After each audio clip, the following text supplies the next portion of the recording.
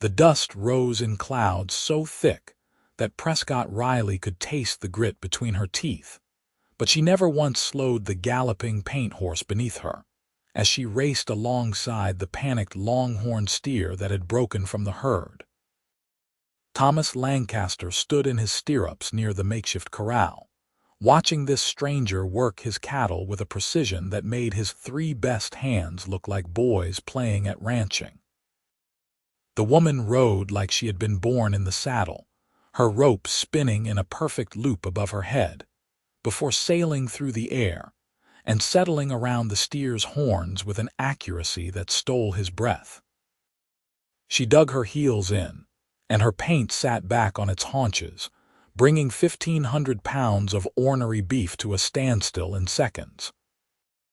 Thomas found himself riding toward her before he had fully decided to move, his curiosity burning hotter than the Kansas sun beating down on Hays City this late summer day in 1882. His men had been trying to cut that particular steer from the herd for the better part of an hour, and this woman had managed it in less than 5 minutes. She was already dismounting, walking the rope tight to keep the steer controlled while she worked her way hand over hand toward its head. Her movements were efficient and fearless, and Thomas noticed she wore men's trousers beneath a long canvas duster that had seen better days. "That was some mighty fine riding," Thomas called out as he approached, swinging down from his bay gelding. Up close, he could see she was younger than he had first thought, perhaps in her early 20s, with sun-darkened skin and eyes the color of creek water after a storm. A battered hat shaded her face, and strands of dark blonde hair escaped from the braid hanging down her back.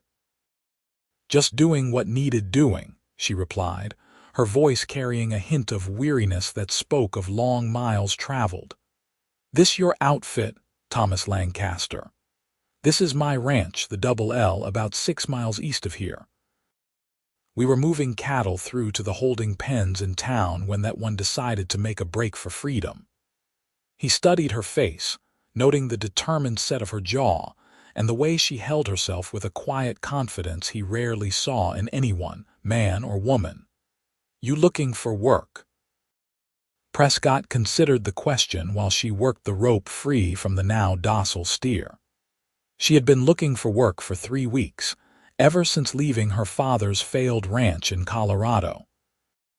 The money she had saved was nearly gone, and Hays City had proven no more welcoming than the last 4 towns she had passed through. Ranch owners took one look at her and either laughed outright or made offers that had nothing to do with cattle and everything to do with the saloons and cribs that lined the rougher streets. She had begun to think she might have to take factory work back east, a prospect that filled her with dread. The open range was in her blood, and the thought of being trapped within walls made her chest tighten. "I am," she said carefully, coiling her rope as she walked back to her paint. "Been ranching since I could walk. My father ran cattle in Colorado until last year when we lost everything to a hard winter and rustlers. He died in March, and I have been moving since then." Thomas watched her secure the rope to her saddle with practiced ease, every movement speaking to years of experience. "I need good hands for a cattle drive. We are taking a herd of 800 head to Dodge City next month. 6 weeks on the trail, rough conditions, and the pay is $30 a month plus food." "Your men will not want to ride with a woman," Prescott said flatly. She had heard this story before. "My men will do what I tell them, or they can draw their pay and ride out." Thomas surprised himself with the firmness in his voice, but he knew quality when he saw it. "I pay for skill, not what is between your ears or anywhere else. You just did in 5 minutes what my 3 best hands could not do in an hour. That tells me everything I need to know." Prescott turned to face him fully, searching his face for any sign of the false promises she had heard before. Thomas Lancaster was perhaps 28 or 29, with dark hair that curled slightly at his collar and eyes the color of tobacco. He stood tall and lean, with the kind of strength that came from years of hard work rather than brute force. His face was honest, she thought, with none of the sly calculation she had learned to recognize in men who meant harm. His hands, resting easy on his gun belt, were scarred and calloused from rope and leather. $30 is standard pay, she said. I can do better than standard work. A slow smile crossed Thomas's face, the first genuine expression of pleasure she had seen from him. I am listening. 40 a month. I will ride, point, swing, or drag as needed. I can rope, brand, break horses, treat injuries and illness in cattle and horses both, and I can cook better than whatever sorry excuse you have got warming beans over your campfire. I do not drink, I do not cause trouble, and I work harder than any 3 men you have got. Thomas considered her words, weighing them against what he had just witnessed. $40 was more than he paid anyone except his foreman, but his foreman could not do half of what this woman was claiming. You can prove all that, put me to a test, any test. If I fail, I will ride on and you owe me nothing. If I succeed, you hire me at 40 a month and your men treat me with the same respect they show each other, or you send them packing. Fair enough. Thomas gestured toward the herd that was visible in the distance, being slowly driven toward the town pens by his crew. Let us see how you handle cutting and sorting. I need 15 heads separated for sale today, specific animals I have already marked with paint on their left hip. The rest need to go into the north pen. Think you can manage that? Prescott was already mounting her paint, settling into the saddle with fluid grace. Point them out. For the next hour, Thomas watched Prescott work with an expertise that left him increasingly certain he had found something rare. She seemed to anticipate the cattle's movements before they made them, positioning her horse perfectly to guide each animal where it needed to go. Her paint, a mare with intelligent eyes, responded to the slightest pressure from legs and reins, working in perfect partnership with its rider. The 15 marked cattle were separated and penned with minimal fuss, and the remaining animals were guided into the north pen without a single escape or injury. His men, 3 weathered cowboys named Dutch, Sam, and Roberto, watched with varying degrees of surprise and skepticism. Thomas rode over to where they sat their horses near the pen fence, their expressions a mixture of admiration and uncertainty. Boys, this is Miss Riley. She will be joining us for the drive to Dodge. Thomas kept his voice level and firm, the tone he used when he expected to be obeyed without question. Dutch, the oldest of the 3 at perhaps 45, pushed his hat back and squinted toward where Prescott was dismounting. Boss, you know how the other drovers will talk. Taking a woman on the trail. Let them talk. Miss Riley just did in an hour what would have taken the 4 of us half a day. I pay for results and she delivers. Anyone has a problem with that can draw their wages now. Thomas met each man's eyes in turn, waiting. Roberto, a lean Mexican hand with a quick smile, shrugged. She can rope better than me, I got no complaints. Sam, the youngest at 22, looked uncertain but nodded. If you say so, boss. Dutch studied Prescott for a long moment before finally tipping his hat. Fair is fair. She earns her keep. She is welcome at my fire. Thomas felt tension he had not realized he was carrying ease from his shoulders. He had hired these men because they were good at their work and decent in their character, and they were proving him right. Good. Miss Riley, you are hired at 40 a month starting today. We have got 3 weeks until the drive begins. Between now and then, I need help getting the herd ready and breaking some green horses to sell in Dodge. You up for that? I am. Prescott walked over, leading her paint. This close, Thomas caught the scent of sage and leather and something else he could not quite name. Where am I bunking? That question brought Thomas up short. He had a bunkhouse for the hands, but putting a woman in there seemed wrong, even if she would be sleeping on the trail with them soon enough. There is a small line shack about a quarter-mile from the main house. It is nothing fancy, but it has a good stove and a solid roof. You can stay there. That will do fine. Prescott glanced toward the west, where the sun was beginning its descent toward the horizon. I will earn my keep starting now if you have got work that needs doing. Thomas found himself warming to her directness. There was no false modesty or pretense about Prescott Riley, just an honest assessment of her skills and a willingness to prove them. Come on then. I will show you to the line shack so you can get settled. Then we have got about a dozen 2-year-old geldings that need starting. If you are as good with green horses as you claim, I would be obliged for the help. The ride to the Double L took them through rolling prairie grass that rippled like water in the constant Kansas wind. Thomas pointed out landmarks as they rode: the creek that ran year-round along the eastern boundary, the stand of cottonwoods that marked the halfway point between his ranch and town, the rocky outcrop where he had built a line camp for winter use. Prescott listened more than she spoke, her eyes taking in everything with the careful attention of someone who made it her business to know her surroundings.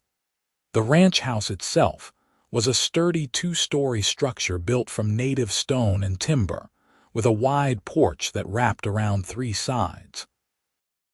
Outbuildings dotted the area: a large barn, a bunkhouse, several corrals of varying sizes, and a smaller building that Thomas identified as the line shack where she would stay.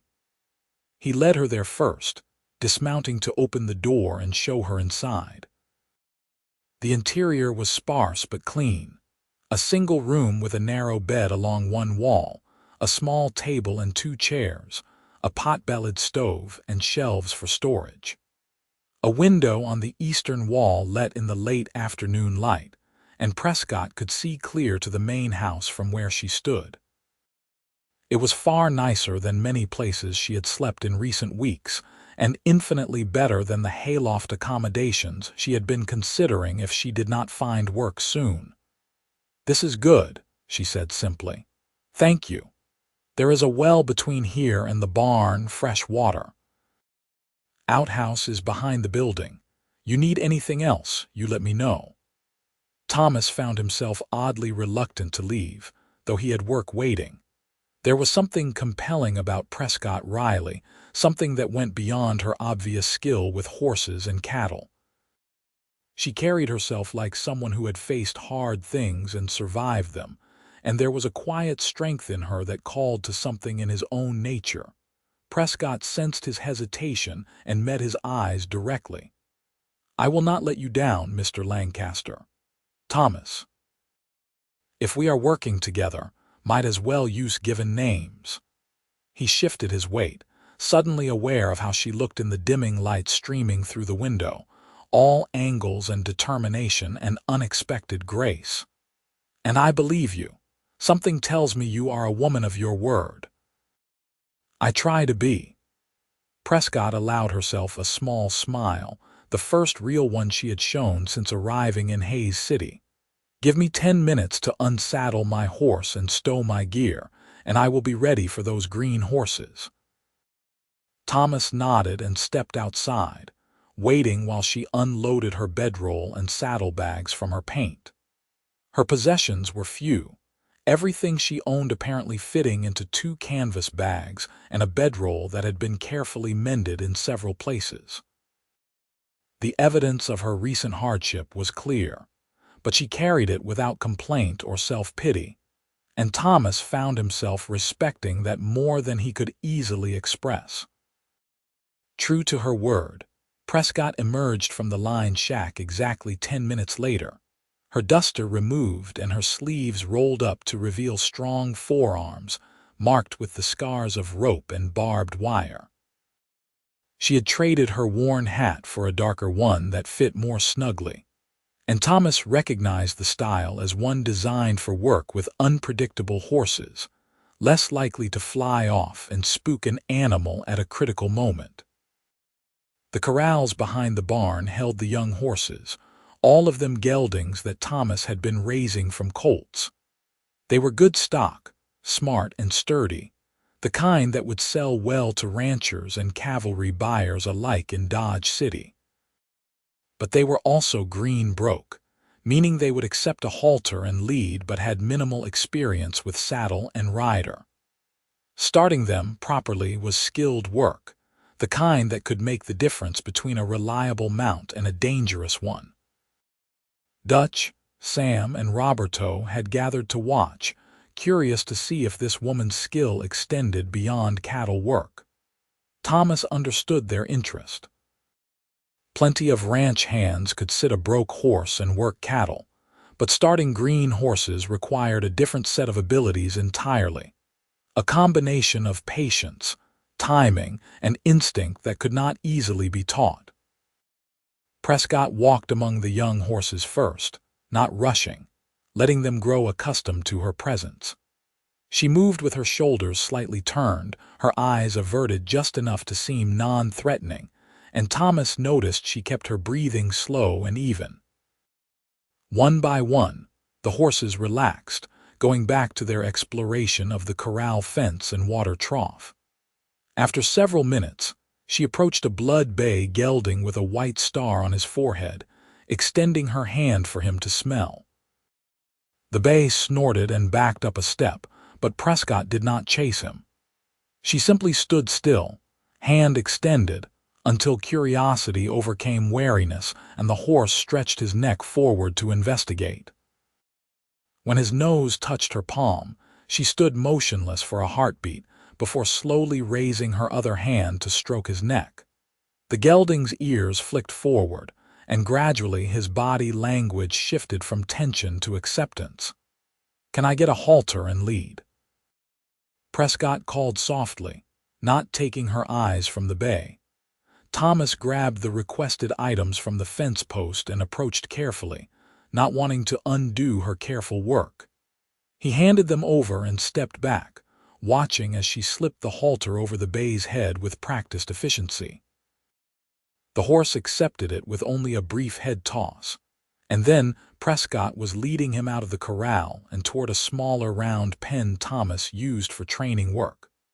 What followed was a masterclass in horse starting that left even Dutch shaking his head in admiration. Prescott worked the bay in circles at the end of the lead rope first, getting him accustomed to pressure and release, teaching him to move forward, stop, and change direction on cue. Her timing was impeccable, rewarding the smallest try with immediate release of pressure, correcting mistakes with firm but fair insistence. Within 20 minutes, the bay was moving around her like he had been doing it his whole life, his attention focused completely on her signals. The saddle came next, introduced gradually. First the blanket, allowed to rest on his back until the bay stood calmly. Then the saddle itself, placed gently and secured with slow, steady movements that gave the horse time to accept each new sensation. The bay danced a little when the cinch tightened, but Prescott's calm presence and soft voice kept him from panic. She spent another 10 minutes leading him around the pen with the saddle, letting him adjust to the weight and feel of it before she finally put a foot in the stirrup. Thomas held his breath, knowing this was the moment where things often went wrong. A green horse feeling a rider's weight for the first time could do anything from stand frozen to explode into panicked bucking. But Prescott took her time, putting weight in the stirrup and releasing several times before finally swinging her leg over and settling gently into the saddle. The bay's muscles quivered with tension, and his eyes showed white around the edges, but he did not buck. Prescott sat quietly, letting him process this new reality, and after a long moment, she asked him to walk forward with the lightest pressure from her legs. The bay took one step, then another. Prescott kept her hands soft on the reins, giving him his head while maintaining just enough contact to provide guidance. They walked a complete circle of the pen before she asked him to stop, and when he complied, she immediately dismounted and loosened the cinch, ending the session on a positive note. "That is enough for today," she said, leading the bay back to the corral. "He did well. Tomorrow we can build on this." Dutch let out a low whistle. "Miss Riley, I have been starting horses for 20 years, and I have never seen anyone do it smoother. Where did you learn to work like that?" "My father."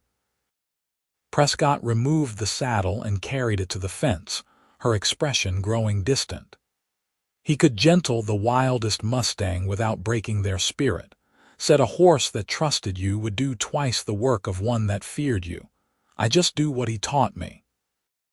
Thomas found himself wanting to know more about this father who had raised such a capable daughter, but the grief in Prescott's eyes told him the wound was still too fresh.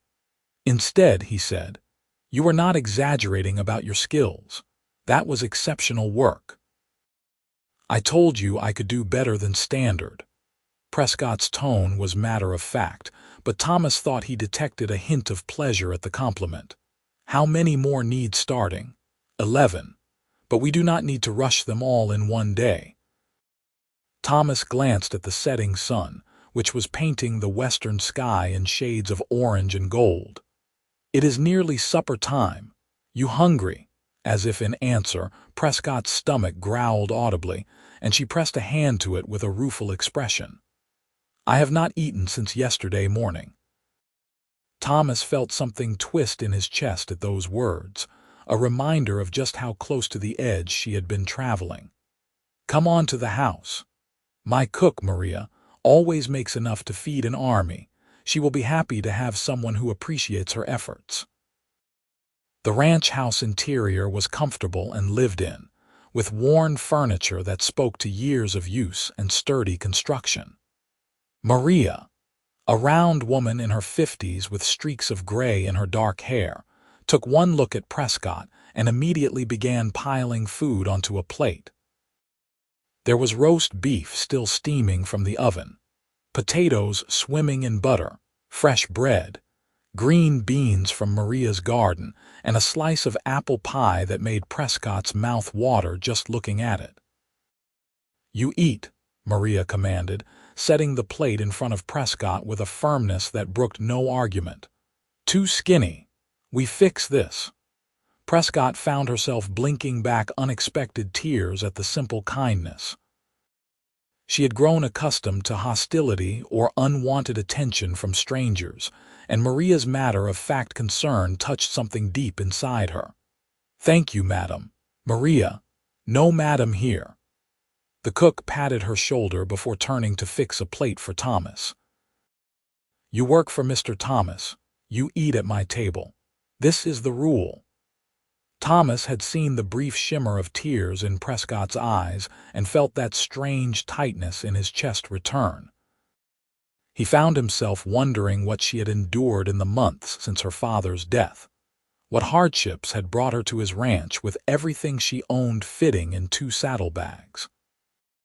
As he watched her eat with the careful control of someone who had known real hunger, he made a silent promise to himself that she would never have cause to go without a meal again, not while she worked for him. They ate in comfortable silence for a while, the kind that came when people were too hungry or too tired for conversation. But as the edge came off her appetite, Prescott began to glance around the room, taking in the details. The house was clean but clearly belonged to a man living alone. There were no curtains on the windows, no decorative touches that spoke of a woman's hand. A few photographs on the mantel showed a younger Thomas with people who shared his features, family presumably, but no wife or children. "You run this place alone?" Prescott asked, then immediately wondered if the question was too personal. "My father built the Double L 30 years ago. He and my mother are both gone now, passed within 6 months of each other 3 years back." I have a brother who joined the cavalry and a sister who married and moved to Philadelphia. So yes, it is just me now, along with Maria and whoever I hire on for seasonal work." Thomas took a drink of coffee, his eyes distant with memory. "Sometimes I think about selling it, heading somewhere less lonely. But this land is in my blood, same as it was in my father's. I cannot quite bring myself to let it go." Prescott understood that sentiment better than she could say. "I felt that way about our place in Colorado. Even when things got bad, even when the cattle were dying and we could not pay our debts, I could not imagine being anywhere else. But wanting something and being able to keep it are two different things." "What happened?" Thomas asked gently, "if you do not mind my asking." Prescott pushed her fork through the remains of her potatoes, organizing her thoughts. "Winter of 80 to 81 was brutal. We lost half our herd to cold and starvation. Then rustlers took most of what remained in the spring. My father tried to rebuild, took on debt he could not repay. The bank foreclosed last October. He held on through the winter, working odd jobs in town, but his heart was broken along with everything else. He died in his sleep in March, and I buried him on what used to be our land." She met Thomas's eyes, her own clear despite the pain in her words. "I have been drifting since then, looking for a place that needs what I can offer. Most men see a woman and think I am good for cooking or worse. You are the first who has been willing to judge me by my work instead of my sex." "Their loss is my gain," Thomas said simply. "You have got a home here as long as you want it, Prescott. That is a promise." Something shifted between them in that moment, an understanding that went beyond employer and hired hand. Prescott felt it like a physical thing, warm and unsettling and oddly comforting all at once. She barely knew Thomas Lancaster, had met him only hours before, but something in his steady gaze and honest words made her want to trust him in a way she had not trusted anyone since her father died. "I appreciate that more than you know," she said quietly. The next 3 weeks passed in a blur of hard work and growing respect. Prescott proved herself again and again, handling every task Thomas set before her with competence and skill. She started the remaining green horses, each one responding to her patient methods. She helped move cattle between pastures, fixed broken fence, treated a colt with colic, and even filled in cooking when Maria needed to visit her sister in town for a few days. The meals Prescott prepared were simple but well-seasoned and filling, earning praise from even the skeptical Sam. But beyond her skills, it was Prescott herself who began to occupy Thomas's thoughts at odd hours. He found himself watching for her in the mornings, noticing the way she moved with unconscious grace, even when performing the most mundane tasks. He listened for her laugh, rare but genuine when Dutch told one of his terrible jokes around the evening fire. He noticed things he had no business noticing, the curve of her jaw, the way her eyes crinkled at the corners when she smiled, the strength in her hands as she worked a rope or gentled a nervous horse. Thomas was not a fool. He recognized what he was feeling, had felt it once before for a girl in town who had married a banker and moved to Kansas City 5 years ago. But this was different, deeper somehow. Prescott was not a delicate town girl who needed protection from the harsh realities of ranch life. She was a partner in the truest sense, someone who understood the land and the work and the deep satisfaction that came from both. She asked nothing of him except fair treatment and honest pay, and in return, she gave everything she had. Prescott, for her part, was fighting her own battles with unfamiliar feelings. She had known men before, had even thought herself half in love with a neighboring rancher's son back in Colorado before his father forbade the match and sent him east to school. But Thomas Lancaster was something else entirely. He treated her as an equal while still maintaining a courtesy that never crossed into false flattery or unwanted attention. He listened when she spoke, valued her opinions, and trusted her judgment. And when he smiled at her, which he did increasingly often, she felt something warm unfurl in her chest that had nothing to do with the Kansas heat. She told herself it was foolish to feel anything beyond professional respect. Thomas was her employer, and she was his hired hand. Getting involved would only complicate things, and likely cost her the job she desperately needed. But her heart seemed to have its own ideas, and she caught herself thinking about him at odd moments, wondering what it would be like to have the right to stand beside him not as an employee but as something more. The morning they were set to begin the drive to Dodge City dawned clear and warm, with the promise of heat to come. 800 head of cattle milled in the holding pens, bawling their displeasure at being confined. Thomas had hired on 4 additional drovers for the journey, men he had worked with before and trusted. They eyed Prescott with open curiosity, but word of her skills had spread through the cattlemen's network, and they seemed willing to reserve judgment until they saw her work. Thomas gathered everyone together for a final briefing before they moved out. "We have got 6 weeks to get these cattle to Dodge, maybe less if the weather holds and we do not run into trouble. Prescott will ride point with me. Dutch, you take left swing. Roberto, right swing. Sam, you are on left flank."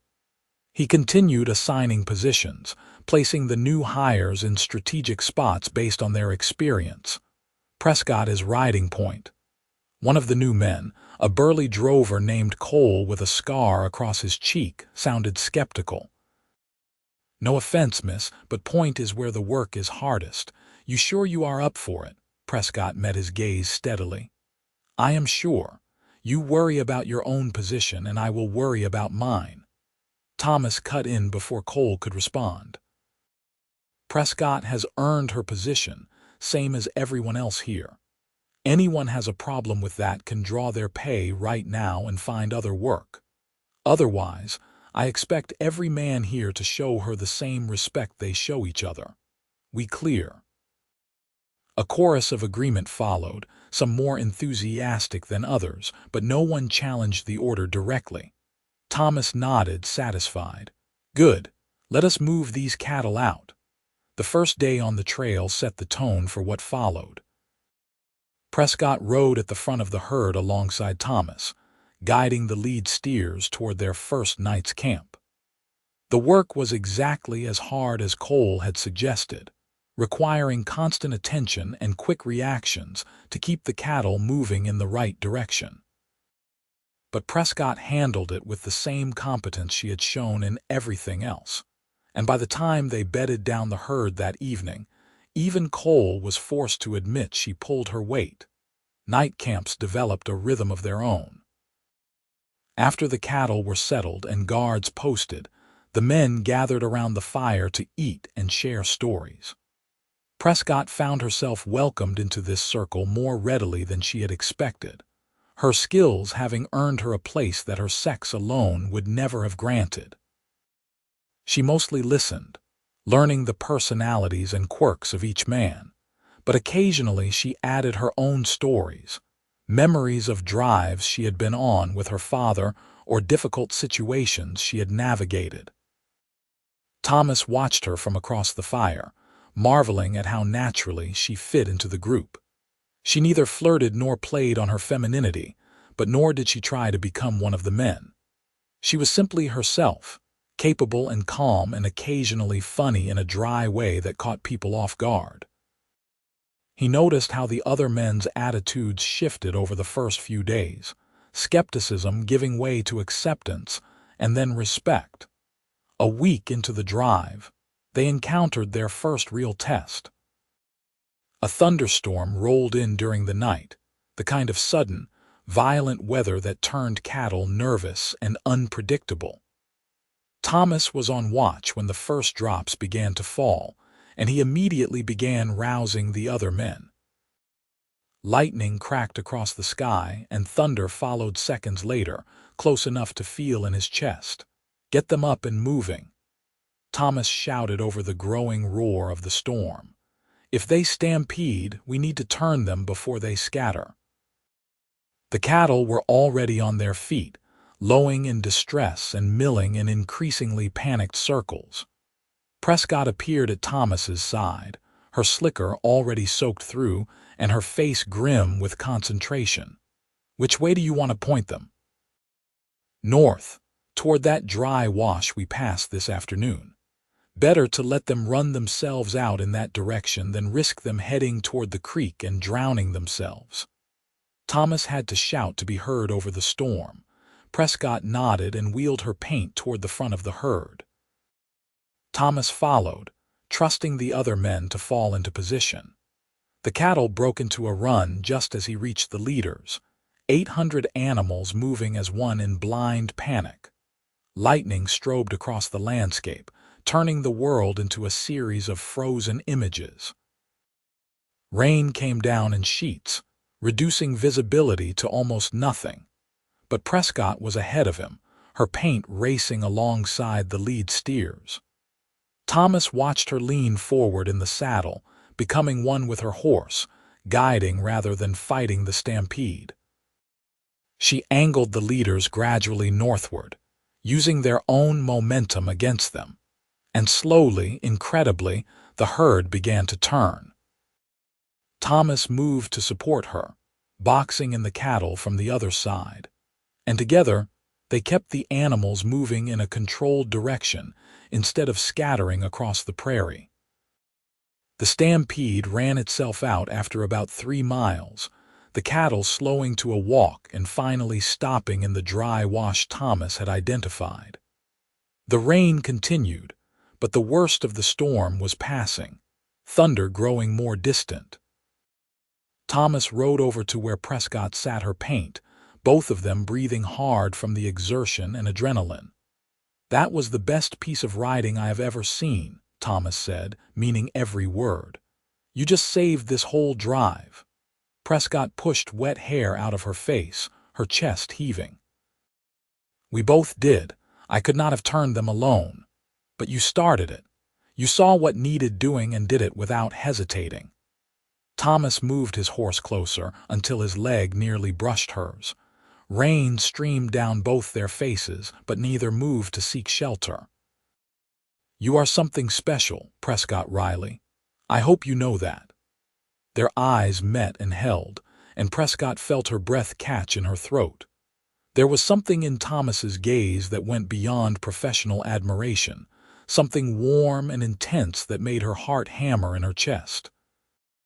She wanted to say something, to acknowledge what was building between them, but fear held her tongue.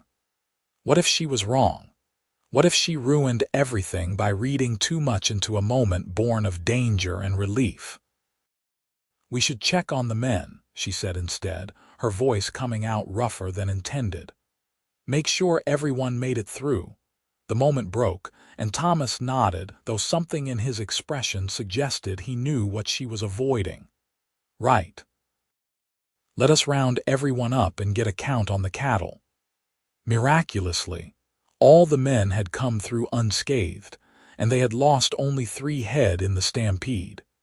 It was the best possible outcome given the circumstances, and the men's respect for both Thomas and Prescott grew measurably.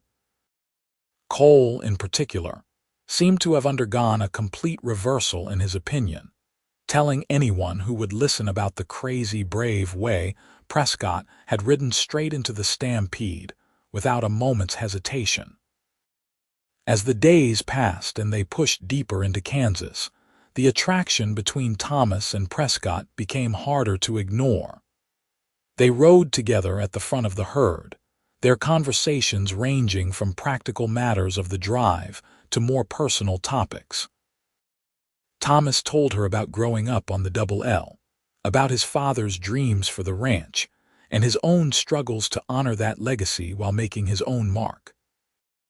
Prescott shared memories of her childhood in Colorado, her father's patient teaching, and her mother who had died when Prescott was 12, leaving father and daughter to navigate the world together.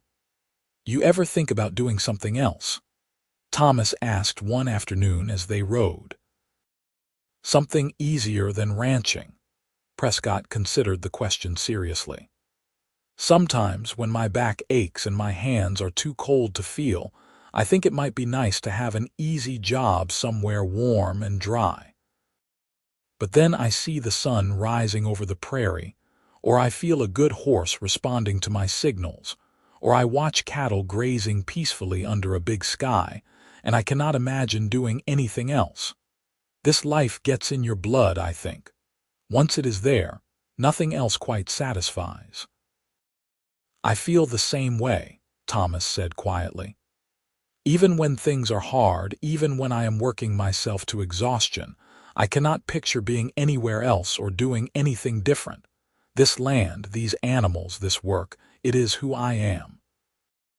Who we are, Prescott corrected softly, and Thomas turned to look at her with such warmth in his eyes that she felt heat rise in her cheeks despite the sun already burning there. Yes, he agreed. Who we are. They were 3 weeks into the drive when things came to a head. The cattle were bedded down for the night, and most of the men had already rolled into their blankets, exhausted from a long day of pushing through rough terrain. Thomas and Prescott had drawn the late watch together, riding slow circles around the herd while stars wheeled overhead in impossible numbers. "Can I ask you something?" Thomas broke the comfortable silence that had stretched between them. "Of course. Why did you never marry?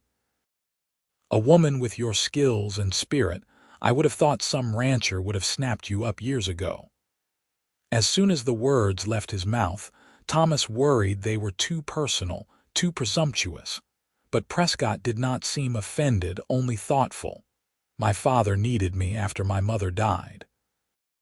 I was all he had, and the ranch took both of us working full-time to keep it going. There were a few boys who showed interest over the years, but their fathers always put a stop to it.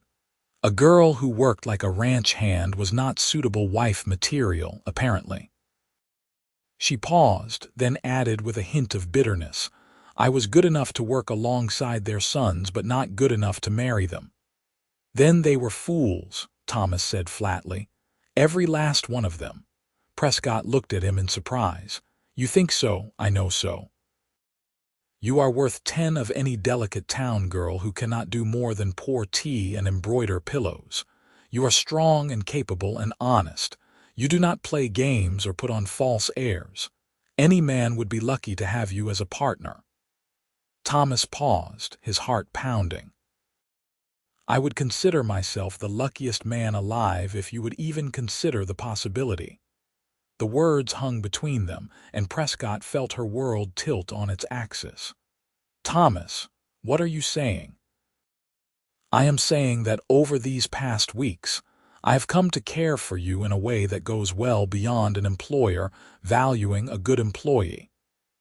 I think about you when I should be thinking about cattle counts and trail conditions. I watch for you in the mornings and lie awake at night wondering if you might feel even a fraction of what I feel." Thomas brought his horse to a stop, and Prescott did the same, their legs almost touching in the darkness. "I know I have no right to speak of such things. You work for me, and you have every reason to tell me to keep my feelings to myself. But I have never been good at hiding what I think, and I cannot keep this inside any longer." Prescott's throat felt tight with emotion. "You think you have no right?" "Thomas, I have been fighting these same feelings since the first week. I told myself it was foolish, that I was risking everything by caring for you, but I could not help it. You treat me like I matter, like I am more than just a hired hand or a woman to be managed. You see me for who I am, and you value that. How could I not care for you?" Thomas reached out slowly, giving her time to pull away if she wanted. When she did not, he took her hand in his calloused palm warm against hers. "I am not good with pretty words, Prescott. I am just a rancher who knows cattle and horses better than people. But I know this. I want you in my life, not just as my best hand, but as my partner in everything. I want to build something with you, a future on the double L where we work side by side and build a legacy together. Thomas. His name came out as barely a whisper. Are you asking me to marry you? Not yet, he said, and she could hear the smile in his voice even in the darkness. I figure I should court you proper first, prove to you that I mean what I say. But yes, eventually, when the time is right and if you will have me, that is exactly what I am asking. I am asking you to take a chance on a cattleman who thinks you are the most remarkable woman he has ever met. I am asking you to consider making the double L your home, not just as an employee but as my wife and equal partner in everything. Prescott felt tears prick her eyes, but these were good tears, born of hope and joy rather than grief. I do not need courting to know my own heart, Thomas Lancaster. I have known you only weeks, but I have seen who you are in the way you treat your men, your animals, and me. You are honest and fair and kind. You value hard work and integrity. And when you look at me, I feel like I am finally home after months of wandering. Is that a yes? Thomas's voice was rough with emotion. It is a not yet, Prescott said, echoing his own words with a soft laugh. Not because I do not know my own mind, but because I want to do this right. We have a drive to finish and a herd to deliver. When we get back to the double L, when we are standing on the land we will build our future on, then you can ask me properly. And I will say yes, Thomas. I will say yes with my whole heart. Thomas raised her hand to his lips and pressed a kiss to her knuckles, the gesture formal and sweet. Then I will wait, and I will do my best to prove myself worthy of you in the meantime. You already are, Prescott whispered. They finished their watch riding side by side, hands occasionally brushing, the connection between them now acknowledged and cherished. Neither spoke much, but the silence was full of promise and possibility. When they finally roused the next watch and headed for their bedrolls, Prescott lay awake staring at the stars, marveling at how her life had changed. A month ago, she had been desperate and nearly destitute, wondering if she would have to give up the only life she knew. Now she had a job that challenged and fulfilled her, respect from men who judged her by her work, and the love of a good man who saw her as an equal. It felt like a dream, but the ache in her muscles and the sound of sleeping cattle assured her it was gloriously, impossibly real. The remaining weeks of the drive passed in a haze of hard work and growing anticipation. Thomas and Prescott continued to ride point together, their partnership now infused with deeper meaning. The other men noticed the change between them, the way Thomas's gaze softened when he looked at Prescott, the way she smiled more readily in his presence. Dutch, with the wisdom of his years, approved wholeheartedly, telling Thomas one evening that he had finally found someone who could match him in both spirit and skill. They reached Dodge City in late October, the cattle still in good condition despite the long weeks on the trail. Thomas negotiated a price that exceeded his expectations. The buyer impressed by the quality of the herd and the obvious care that had gone into their handling. After paying the men their wages plus a bonus for the successful drive, Thomas found himself with a profit that would see the double L through the winter and beyond. The men celebrated in typical fashion, heading for the saloons and entertainments Dodge City offered in abundance. But Thomas had no interest in such diversions.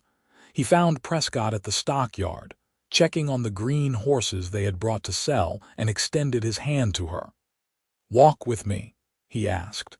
Prescott placed her hand in his without hesitation. They walked through the streets of Dodge as the sun set, past the saloons and gambling halls, past the respectable businesses and churches, until they reached the quieter edge of town where the noise faded to a distant hum. Thomas found a spot near an old cottonwood tree and turned to face her, taking both her hands in his. "We are not on the double L yet," he acknowledged. "But I cannot wait another moment. Prescott Riley, you are the finest woman I have ever known.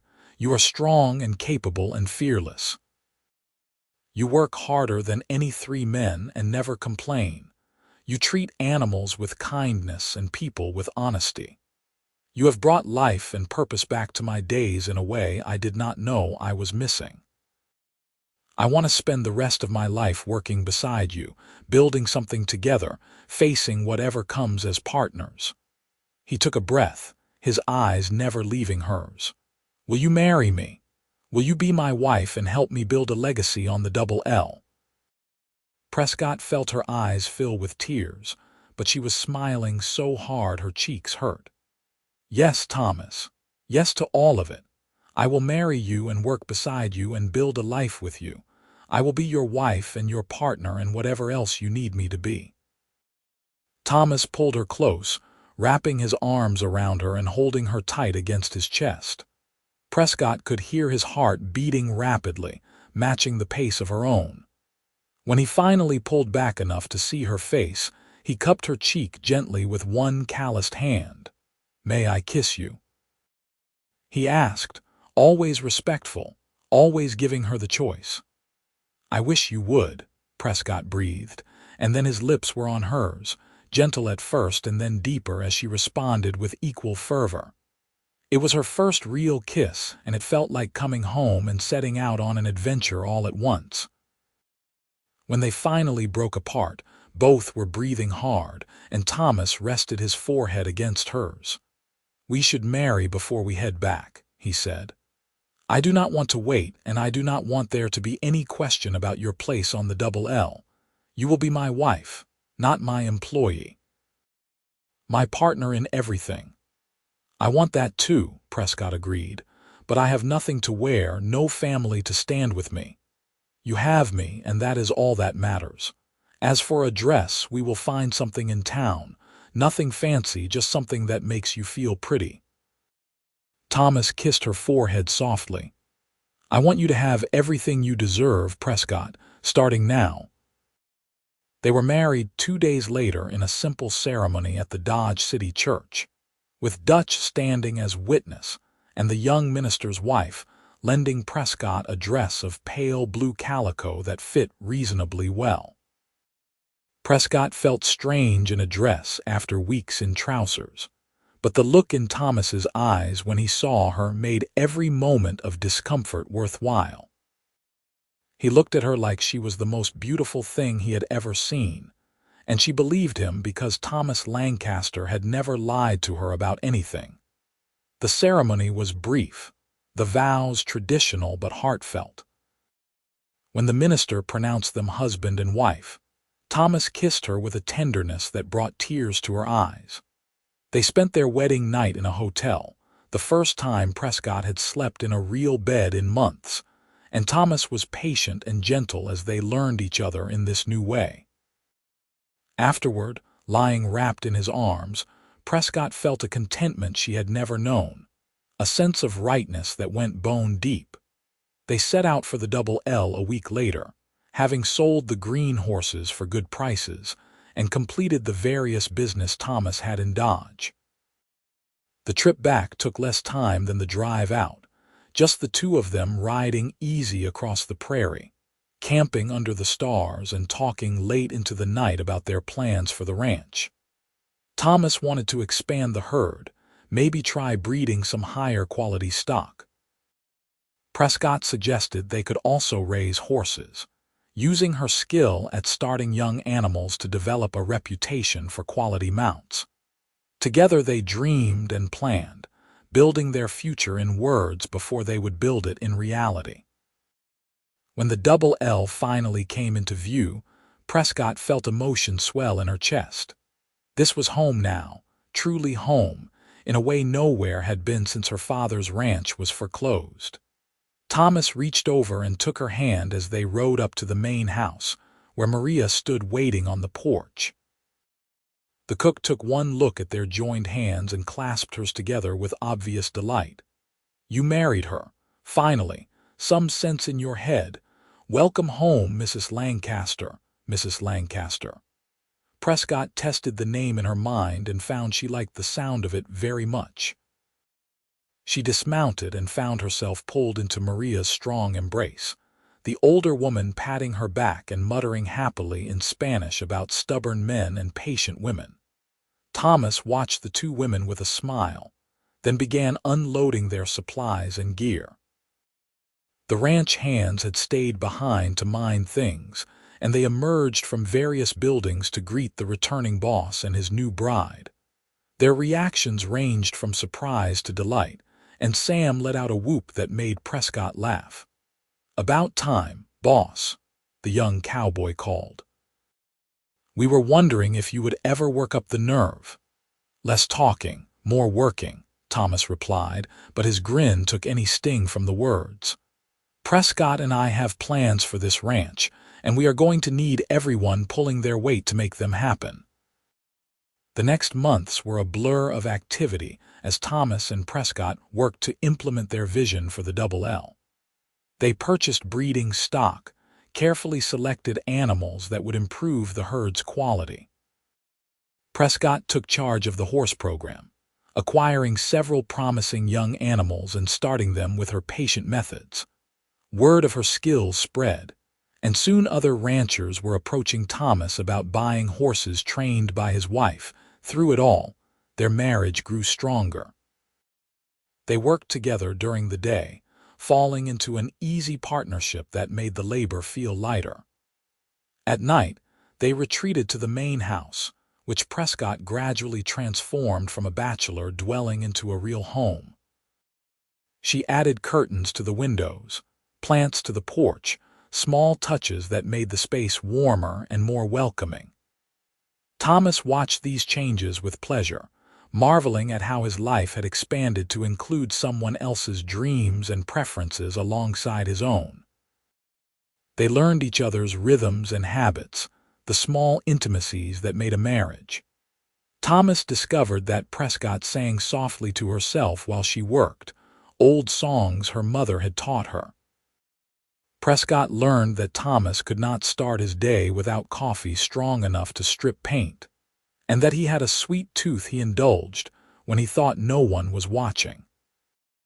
They had their disagreements, moments of friction when two strong-willed people clashed over the best way to handle a situation. But they learned to talk through their differences, to value each other's perspective even when they did not fully agree. Winter came to Kansas with its usual severity, but the Double L was prepared. They had plenty of hay stored for the cattle, and the horses were stabled against the worst of the cold. Thomas and Prescott spent the long evenings planning for spring, mapping out pastures and breeding schedules, and all the practical details that would make their vision reality. It was on one such evening, as they sat before the fire in comfortable silence, that Prescott realized she had missed her monthly courses. At first, she attributed it to the hard work and changes in her life. But when another month passed with the same result, she began to suspect the truth. She waited until she was certain, not wanting to raise Thomas's hopes prematurely, but when the doctor in Hayes City confirmed her condition, she could barely contain her joy. She waited until they were alone that evening, the ranch hands having retired to the bunkhouse, and Maria gone to her own small house near the barn. Thomas was going over accounts at the kitchen table, his brow furrowed in concentration, and Prescott felt a rush of love so strong it nearly stole her breath. This man, her husband, who had seen her value when others saw only limitations, who had offered her not just work but partnership and love, he was about to become a father. "Thomas," she said softly, and something in her tone made him look up immediately, concern flashing across his features. "What is wrong? Are you hurt?" "Nothing is wrong. Everything is right, more right than I could have imagined." Prescott moved to stand beside his chair, taking his hand and placing it on her still flat stomach. "We are going to have a baby. I am about 3 months along, the doctor thinks. Due sometime in early June." Thomas stared at her, his eyes wide with shock and then blazing with joy. He stood so quickly his chair tipped over backward, but he did not seem to notice. Instead, he pulled Prescott into his arms, holding her carefully as if she might break, his face buried in her hair. "A baby," he whispered. "We are going to have a baby." "We are," Prescott confirmed, laughing and crying at the same time. "Are you happy?" Thomas pulled back just enough to see her face, his own wet with tears he made no effort to hide. "Happy does not begin to cover it. Prescott, you have given me everything I never knew I wanted. A partner, a home that is truly a home, and now a child. I am the luckiest man in Kansas, maybe in all of America."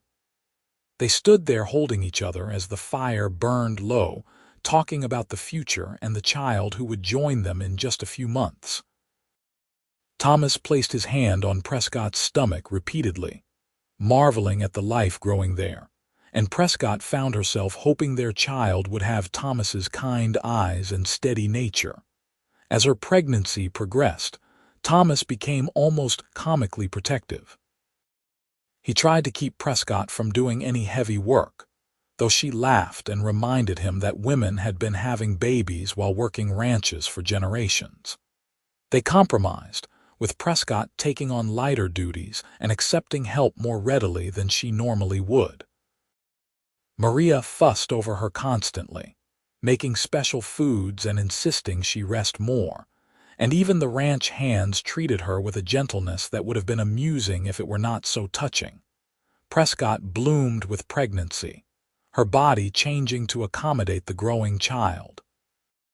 Thomas thought she had never been more beautiful, her face glowing with health and happiness, her hands resting frequently on her rounded belly. He took over more of the physical labor, determined to keep her safe, and found himself dreaming about the child they would raise together. The baby came on a warm June evening in 1883, arriving after a labor that lasted through the night and into the following day. Thomas paced outside the bedroom where Maria and the doctor from town attended his wife, his heart in his throat every time he heard Prescott cry out. Dutch sat with him, offering quiet support and occasionally forcing him to eat or drink something, reminding him that women were stronger than men gave them credit for. Finally, after what felt like an eternity, the doctor emerged with a tired smile. "You have a son, Mr. Lancaster. A healthy boy with a good set of lungs on him, and your wife came through just fine, though she is exhausted. You can go in now." Thomas burst into the room to find Prescott propped up in bed, her hair damp with sweat and her face pale but radiant. In her arms, wrapped in a soft blanket Maria had knitted, was the smallest person Thomas had ever seen. His son, his and Prescott's son. "Come meet him," Prescott said softly, her voice hoarse from hours of labor. Thomas approached the bed on shaking legs and sat carefully on the edge, staring down at the tiny face visible within the blanket. The baby had a shock of dark hair and eyes that were squeezed shut against the lamplight. His little fist had escaped the blanket and waved in the air, and Thomas reached out with one finger to touch it. Immediately, the tiny fingers closed around his, gripping with surprising strength. "He is perfect," Thomas breathed. "Absolutely perfect, he is," Prescott agreed. "I thought we could name him James, after your father, James Lancaster." Thomas felt fresh tears prick his eyes. His father had died without ever seeing his son married or settled, and Thomas had always regretted that. To have his first child carry that name felt like a gift beyond measure. "Pa would have loved that, James it is." They sat together, the three of them, as the sun rose over the double L. Thomas held his son for the first time, marveling at how light he was, how fragile and yet how strong. This tiny person was the future, the legacy he and Prescott were building together. He looked at his wife, at the woman who had ridden into his life with nothing but skill and determination, and felt his heart overflow with love. "Thank you," he said quietly, "for all of it. For taking a chance on me, for building this life with me, for giving me our son." "I do not have words for what you mean to me, Prescott." "You do not need words," Prescott replied, reaching out to take his free hand. "I see it every day in how you look at me, how you work beside me, how you value what I bring to our partnership. I love you, Thomas Lancaster, and I am grateful every day that you saw me for who I am." "I love you too," Thomas said, "more than I thought it was possible to love anyone." Little James settled into life on the double L with the ease of a child born to ranch life. He was a good baby, healthy and curious, and as he grew, it became clear he had inherited traits from both his parents.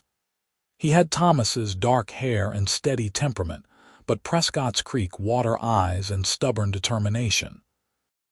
From the time he could walk, he toddled after his parents around the ranch, wanting to be part of everything they did. Prescott returned to work gradually after James's birth, at first just light tasks while Maria watched the baby, and then bringing James with her in a sling as she went about her duties. Thomas built her a cradle on rockers that could be set up wherever she was working, allowing her to keep their son close while still contributing to the ranch operations. It was an unconventional arrangement by the standards of the day, but the Lancasters had never been particularly concerned with convention. As James grew from baby to toddler to little boy, the double L prospered. The horse breeding program Prescott had started developed a reputation for quality, and they began to command premium prices for their animals. The cattle herd grew as well, improved by the careful breeding program they had implemented. Thomas and Prescott made a formidable team, their different strengths complementing each other perfectly. Where Thomas was cautious and methodical, Prescott was willing to take calculated risks. Where Prescott sometimes pushed too hard, Thomas knew when to rest and regroup. Together, they built something that was greater than either could have achieved alone. When James was 3, Prescott discovered she was pregnant again. This time the pregnancy was easier, perhaps because she knew what to expect and allowed herself to accept help more readily.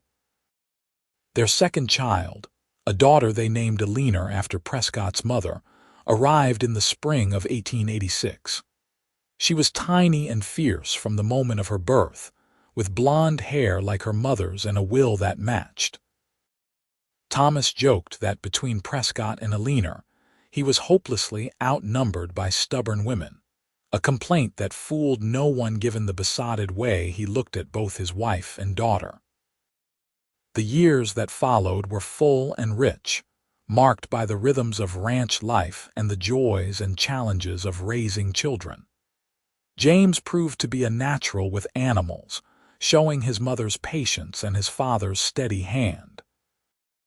Alina was fearless, climbing anything she could reach and demanding to be allowed to do everything her older brother did.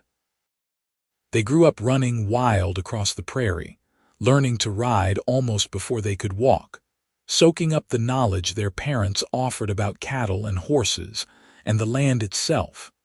Prescott sometimes marveled at how her life had transformed.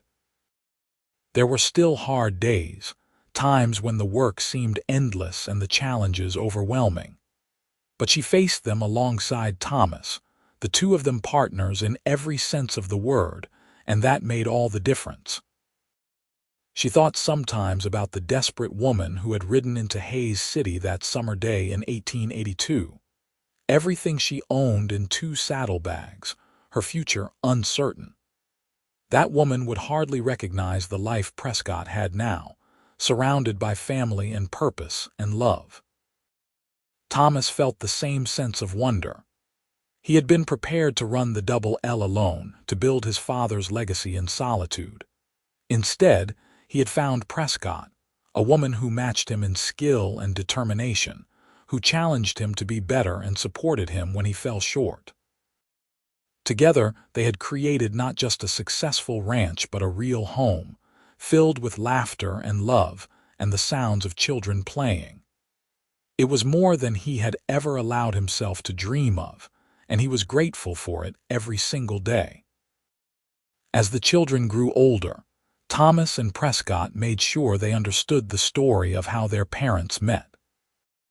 James and Alina loved hearing about their mother riding in and showing up the best ranch hands, about the cattle drive where their parents fell in love, about the proposal under the cottonwood tree in Dodge City. The story became part of the family lore, retold around the dinner table and on long rides across the range. "Tell us again about how Mama could rope better than anyone," James would demand. And Thomas would smile and launch into the tale, embellishing slightly for dramatic effect, while Prescott rolled her eyes and corrected his exaggerations. "Tell us about the stampede," Alina would insist, and Prescott would describe the terror and exhilaration of riding into a panic-stricken herd during a lightning storm, making it clear that their father had been equally brave and essential to the success. The children grew up understanding that their mother was different from other women they knew in town, that she worked the ranch alongside their father and held equal authority in all decisions. But they also saw that their parents loved and respected each other deeply, that this partnership was the foundation on which their family was built. It shaped their understanding of what marriage could be, teaching them that true partnership meant valuing each other's strengths and supporting each other's dreams. When James turned 15, Thomas began teaching him the business side of ranching, showing him how to keep accounts and negotiate sales, how to judge stock and plan for the future. The boy took to it naturally, showing a head for numbers and strategy that impressed his father. But it was when James was working with the horses, using his mother's patient methods to start young animals, that he truly came alive. Thomas watched his son work and saw Prescott's influence in every movement, every decision. Alina, at 12, was still more interested in the adventure of ranch life than the practical details. She could ride anything with 4 legs, roped nearly as well as her mother, and showed absolutely no fear of hard work or danger. Prescott saw herself in her daughter, and made sure Alina also learned the skills she would need to survive in a world that did not always value capable women. She taught Alina to stand up for herself, to trust her own judgment, to never let anyone make her feel less than because of her sex. The years rolled on, marked by the usual joys and sorrows of life. They lost Maria to old age when Alina was 14, mourning the woman who had been friend and surrogate grandmother to their children. They celebrated as James, at 18, took on increasing responsibility for the ranch, proving himself every bit as capable as his parents. They watched with pride and some trepidation as Alina, at 16, announced her intention to start her own horse breeding program, wanting to develop a line of animals specifically suited to women riders.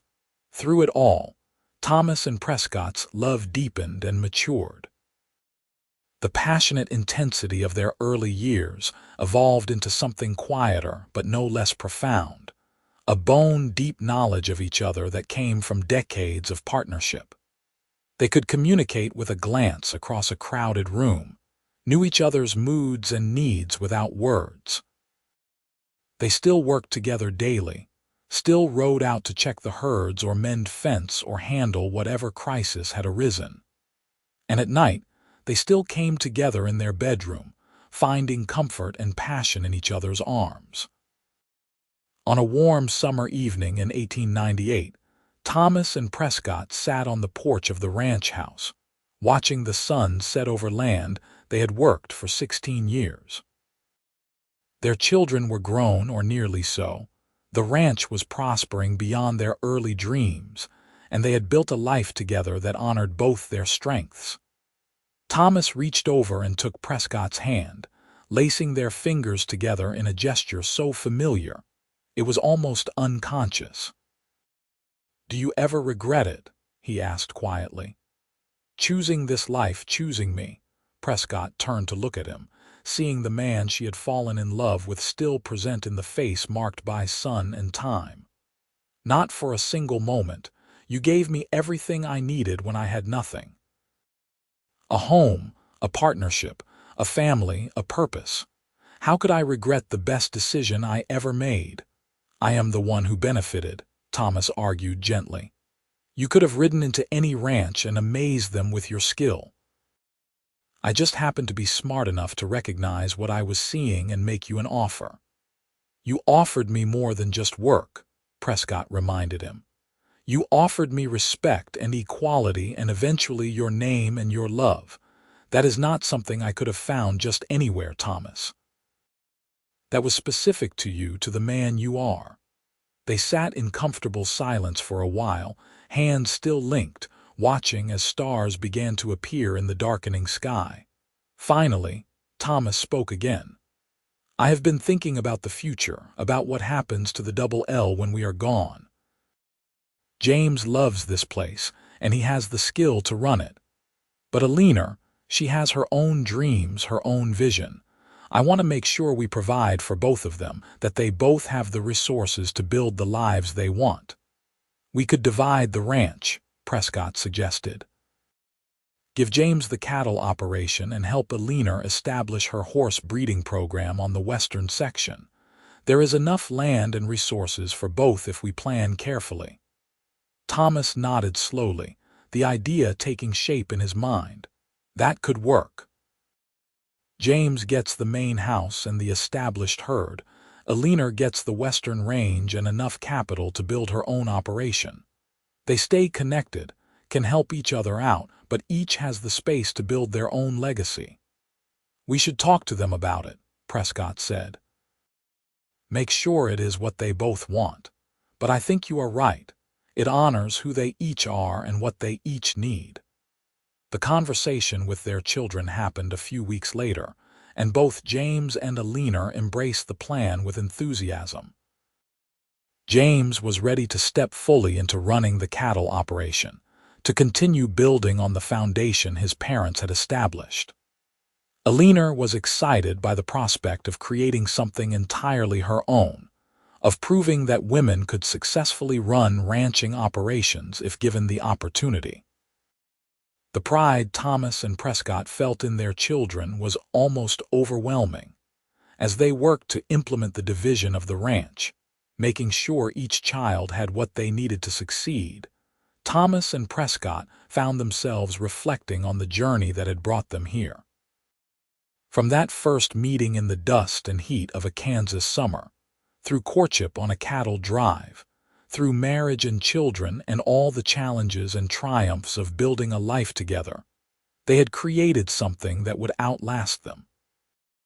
The Double L would continue in James's capable hands. Alina's horse ranch, which she planned to call the Riley Ranch in honor of her mother, would establish a new legacy. And both operations would be founded on the principles Thomas and Prescott had lived by: hard work, integrity, respect for the land and animals, and the belief that partnership between equals created something stronger than either could achieve alone. One evening, as they prepared for bed, Prescott caught sight of their reflection in the mirror. They were both in their 40s now, marked by years of hard work and prairie sun, their hair showing threads of silver. But the connection between them was visible even in reflection, the way they moved in sync, the comfortable intimacy of long partnership. "We did well," she said softly. "Despite everything, despite the odds, we built something good." Thomas came to stand behind her, wrapping his arms around her waist and resting his chin on her shoulder so they were both looking at the mirror.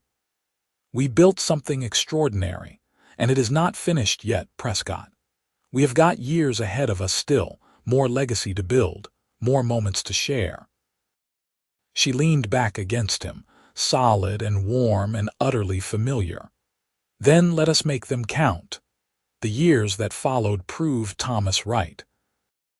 They had many good years still ahead of them, years in which they watched their children establish themselves successfully, years in which they continued to work the land they loved and build on what they had created. James married a woman from town who quickly proved she had the strength and spirit to be a rancher's wife, and they gave Thomas and Prescott 3 grandchildren who carried the Lancaster legacy forward. Eleanor married a man who respected her independence and supported her dreams, and together they made the Riley Ranch a success, specializing in horses trained specifically for women riders and proving there was a market for such animals. Through it all, Thomas and Prescott remained partners in every sense. They still rode out together when they could, still made decisions jointly, still found joy in each other's company after more than 2 decades of marriage. Their love story had become legendary in Hays City and beyond, the tale of the woman who rode in with nothing and became the equal partner of one of the region's most successful ranchers. People told the story in saloons and at barn dances, how she had driven cattle better than his best 3 hands, how he had offered her top pay and eventually his last name, how together they had built an empire on the Kansas prairie. But to Thomas and Prescott themselves, it was simply their life, the one they had chosen and built together. They did not think of themselves as legendary or remarkable. They were just 2 people who had recognized something valuable in each other and had the courage to build on that recognition. They were partners who had faced challenges together, celebrated victories together, and created a family and legacy that would endure long after they were gone. As Prescott approached her 50th birthday, she sometimes allowed herself to imagine what her life might have been if she had never ridden into Hays City that summer day in 1882. She might have ended up in some factory back east, or married to a man who did not value her skills, or struggling alone to survive in a world that had little place for women who did not fit conventional molds. Instead, she had found Thomas, who had seen her for who she truly was and offered her not just employment but partnership and love. She had found a home on the Double L, a purpose in the work they did together, and a family that honored both her strength and her softness. Thomas, watching his wife move through the ranch that was as much hers as his, felt a gratitude so deep it was almost overwhelming. Prescott had transformed his life in ways he could never have anticipated. She had taken a lonely rancher running his father's spread and turned him into a husband, a father, a true partner in building something greater than himself. She challenged him, supported him, loved him, and stood beside him through everything life brought. He could not imagine his existence without her, did not want to contemplate a future where they were not working side by side. On their 20th wedding anniversary, Thomas surprised Prescott with a gift he had been planning for months. He led her out to the barn where, in a specially prepared stall, stood a paint mare that could have been the twin to the horse Prescott had ridden that first day they met. The mare was young and strong, with intelligent eyes and good conformation, exactly the kind of horse Prescott loved to work with. "I thought it was time you had a proper anniversary present," Thomas said, watching Prescott's face light up with delight. "She is 3 years old, just started under saddle, and she has the sweetest temperament I have ever seen in a paint. I thought you could finish her training, make her into exactly the horse you need." Prescott ran her hands over the mare's neck, feeling the powerful muscles beneath the smooth coat. "She is beautiful, Thomas, absolutely beautiful." "So are you," Thomas said simply. 20 years ago, you rode into my life on a paint mare and changed everything. This is my way of honoring that, of saying thank you for every day since." Prescott turned from the horse to her husband, her eyes bright with tears of joy. "I am the one who should be thanking you. You gave me a life beyond anything I dreamed possible. You saw me when others looked past me or saw only limitations. You valued what I could do and who I was. That gift is beyond price, Thomas." He crossed the stall to take her in his arms, holding her close while the paint mare watched with curious eyes. "We gave each other a life," he corrected gently. "Everything we have, we built together. That is what partnership means." As they stood there in the barn, surrounded by the smells of hay and horses, holding each other in the comfortable embrace of long love, both reflected on the truth of those words. They had indeed built their life together, two people bringing different strengths and perspectives, creating something that was greater than the sum of its parts. The Double L was not just Thomas's ranch or Prescott's home, it was theirs, a joint creation that represented their shared values and dreams. The years continued to roll by, bringing the usual mixture of joy and sorrow, triumph and challenge. They lost old friends and made new ones, watched their grandchildren grow, and continued to work the land they loved. Age slowed them eventually, requiring them to hand over more of the daily operations to James and his wife, but they never fully retired. The ranch was in their blood, and they could not imagine a life divorced from the land and animals that had been their world for so long.